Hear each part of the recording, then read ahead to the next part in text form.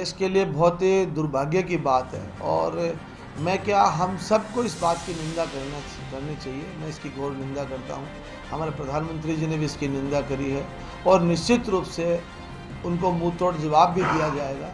और मैं समझता हूँ कि इससे बड़ी कायराना कोई हरकत हो नहीं सकती। हमारे देश का वर्तमान में दुर्भाग्य है कि जिन लोगों के हाथ में सत्ता है वो बार बार वादा करते हैं कि आतंकवाद को समाप्त करने के लिए हम विदेशों का भ्रमण कर रहे हैं। हमारे प्रधानमंत्री जी आतंकवाद को कम करने के लिए, समाप्त करने के लिए उन्होंने नोटबंदी की है, लेकिन आज भी हमारे बेगुनाह लोग मारे जा रहे हैं।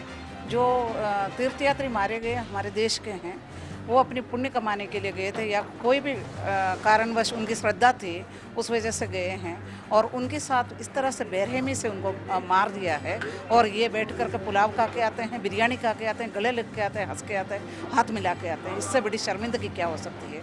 इस देश के लिए ऐसे लोग शासन कर रहे हैं जो हमारे अपने लोगों को मार रहे हैं और ये कुछ कर नहीं पा रहे हैं।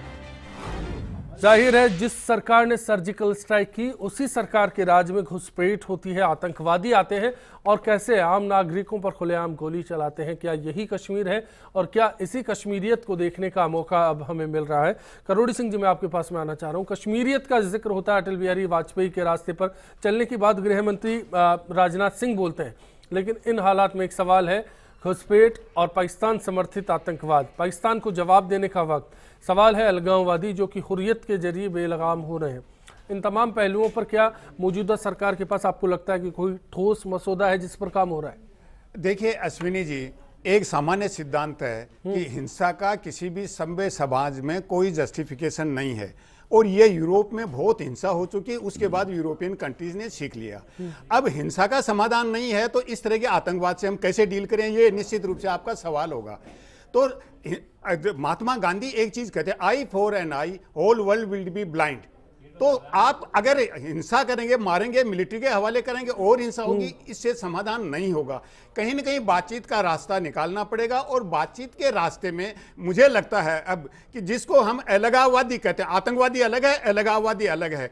और अलगाववादी हैं वो ये चाहते हैं कि भाई कश्मीर अलग हो। घर में अगर बच्चा हमारा नाराज हो जाएगा, लड़ेगा, तो क्या हम उस पर हिंसा से उसको डील करेंगे, समझाएंगे? गलत डायरेक्शन में जा रहे हैं। कश्मीर भारत का भाग है, कश्मीरी सब भारतीय हैं और जब भारतीय के विरोधी हम हमारी सेना का यूज करते हैं तो वो अच्छा तो नहीं लगता बिल्कुल भी, और अच्छा लगना भी नहीं। पाकिस्तान से पैसा आ रहा है, फंडिंग हमें पता है कि कहां आ रही है, लेकिन रोक नहीं पा रहे। पाकिस्तान से कैसे आतंकवादियों तक पैसा पहुंच रहा है, रोक नहीं पा रहे। पाकिस्तान से हमारे होस्टाइल रिलेशन है निश्चित रूप से। और यहीं तक नहीं, कश्मीर, चीन के मीडिया ने अभी ये कहा है कि भारत अगर भूटान में भारत की सेनाएं आ रही हैं चीन से लड़ने के लिए या चीन को कर्टेल करने के लिए, तो क्या चीनी सेनाएं या तीसरे देश की सेनाएं पाकिस्तान? एक फर्क है, लेकिन एक फर्क है, मुझे लगा ज्ञानदेव जी बोलेंगे इस बात को। वातावरण बन रहा है। इस हमले के बाद में पहली बार बांग्लादेश ने कड़ी निंदा की है और कहा है कि सख्त कार्रवाई होनी चाहिए दहशतगर्दों पर।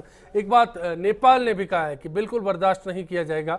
भूटान भी बोल रहा है कि नहीं, तीर्थ यात्रियों को इस तरह से निशाना नहीं बनाया जाना चाहिए। ये सवाल हिंदू मुसलमान का नहीं, मजहब का नहीं है, ये सवाल देश का है, देश की साख का है। और देश की साख कहाँ पर बिगड़ रही है, कौन है इसके जिम्मेदार? ज्ञानदेव आहूजा साहब। ऐसा है, जिम्मेदार तो सिर्फ मुसलमान है। सीधा सीधा क्यों मानेंगे आप? नहीं, पूरे देश के मुसलमानों पर सवाल खड़े कर रहे हैं।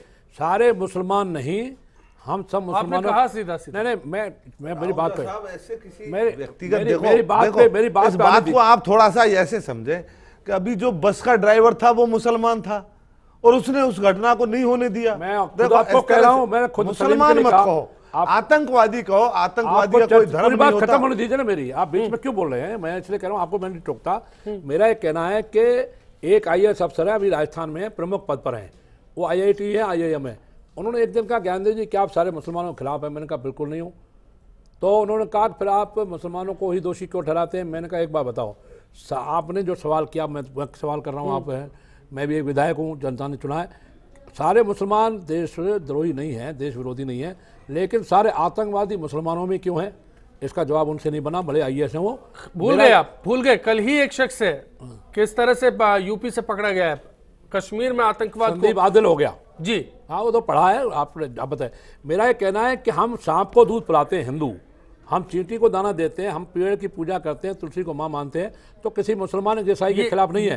पूरी बात खत्म नहीं, पूरी बात खत्म नहीं, हम किसी मुसलमान ईसाई के खिलाफ नहीं है, लेकिन बहुमत में आज मुसलमान, और मेरा तो यहाँ तक कहना है कि नहीं भारत में रहना। कश्मीर की समस्या क्या इसी तरह डाइवर्ट करते रहेंगे? डाइवर्ट नहीं हो रही है जनता पार्टी, कश्मीर में डाइवर्ट नहीं हो रही। कश्मीर की समस्या को पे आ रहा हूं मैं, वहां जो अलगाववादी है दोषी वही है, आतंकवाद उन्होंने खड़ा किया है, उनका इलाज होना चाहिए, उनको बंद करना चाहिए। आपकी सरकार पूरी तरह से नाकाम रही है उनसे निपटने के लिए। चाहिए किरोड़ी सिंह जी, इस बात से मैं सहमत नहीं हूं कि मेरा घर का बच्चा बिगड़ गया।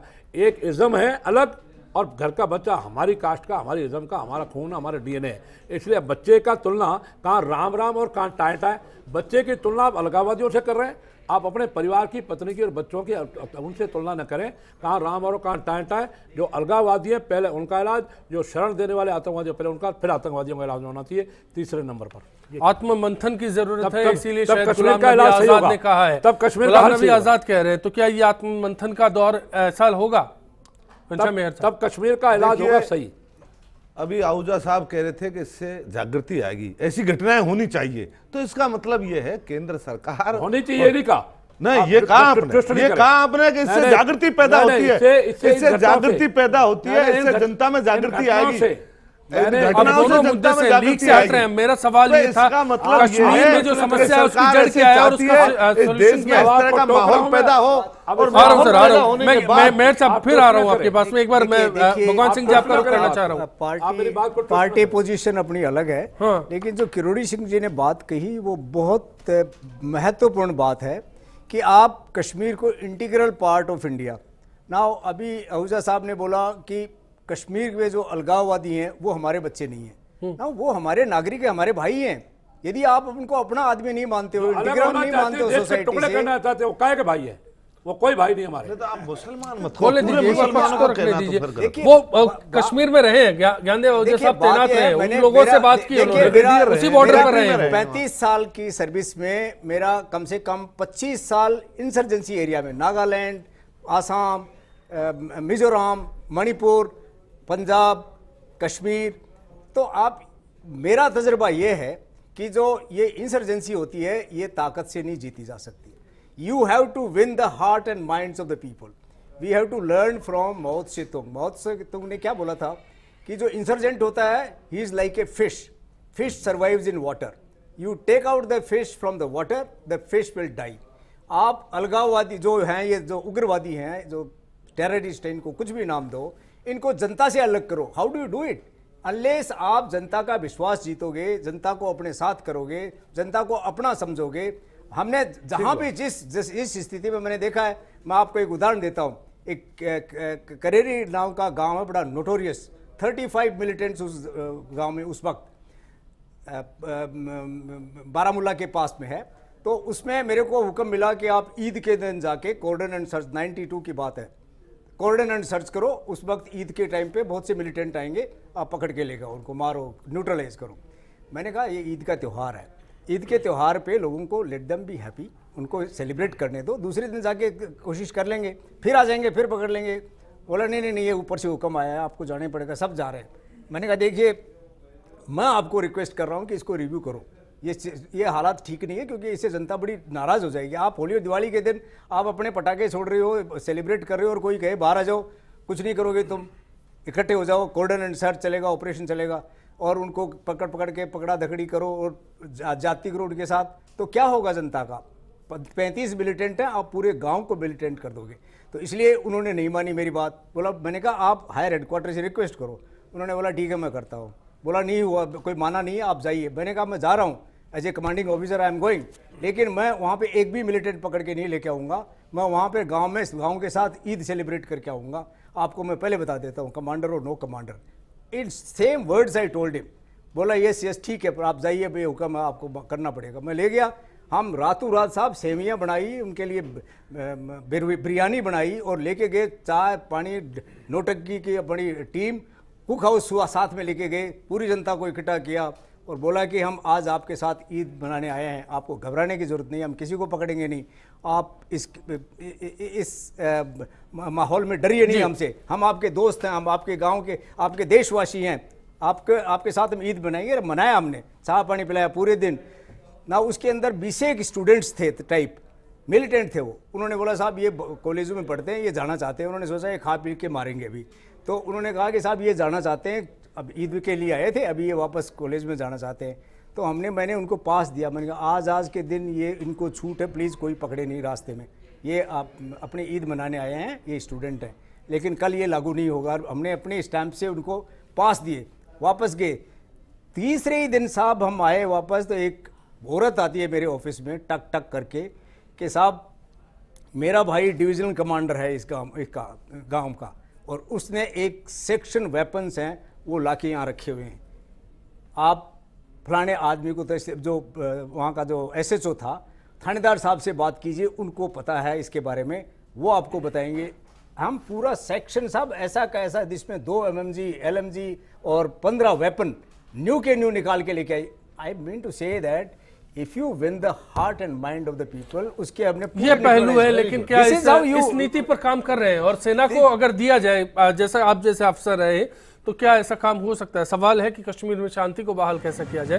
ब्रेक लेके आखिरी दौर में लौटेंगे। चर्चा में सवाल गर्माहट का नहीं, सवाल मुद्दे का है, देश की साख का है, और देश की साख कहाँ आतंकी हमलों से प्रभावित होती है। ये जज्बा कैसे टूटेगा आतंकवाद के खिलाफ?